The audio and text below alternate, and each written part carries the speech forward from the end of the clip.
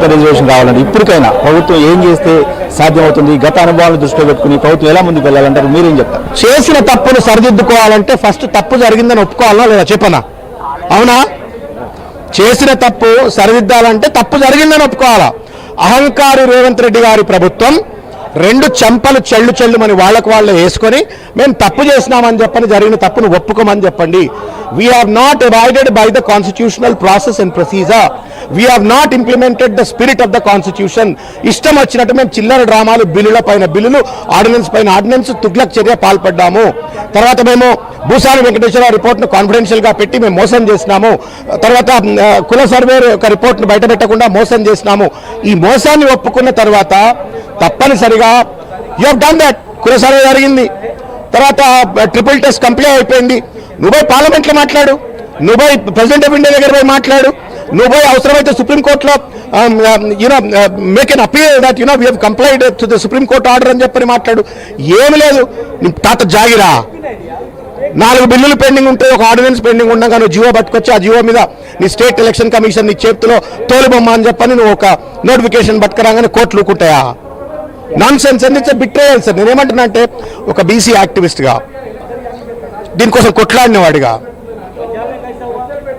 వస్తాయని కలలు కన్న వాళ్ళం మేము కూడా. నోట్లో మన్ను పోసిన కదా రేవంత్ రెడ్డి గారి వాళ్ళ నీ చిల్లరతనంతో, చేతగానితనంతో, చిన్నపిల్లల మనస్తత్వంతో ఆడినట్టు ఆట ఆడినందుకు ఇలా మనం ఆగమైపోయినాం. మేము అన్ని ఎఫర్ట్స్ పెట్టినాము. ఈ బీసీలకు చిత్తశుద్ధి 42%. గతంలో కేసీఆర్ 23%తో ఎన్నికలకు వెళ్ళారు, కానీ మేము 42% ఇవ్వాలనుకుంటున్నాం అనేది కాంగ్రెస్ నాయకుల మాట. అన్న, రామాయణం అంటేనే రామునికి సీత అయింది అనకేది దండం పెడతా. రామాయణం అంటేనే రామునికి సీత అయింది అనకిగా. మార్చిలో బిల్లులు ఉండగా జూలైలో ఆర్డినెన్స్ తేవటం చిత్తశుద్ధి ఉన్నట్ట చెప్పన్నా?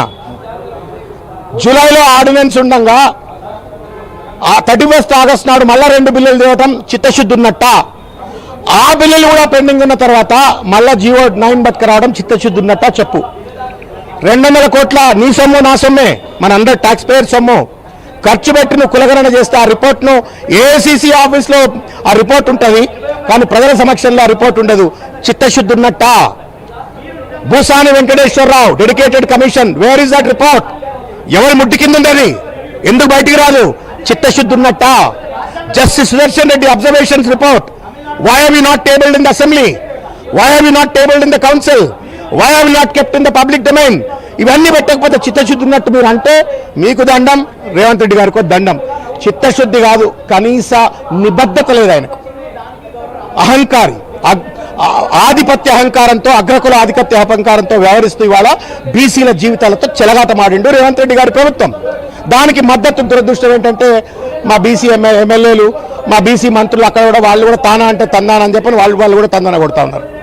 బిట్రేయల్, ఇది మోసం, దగా.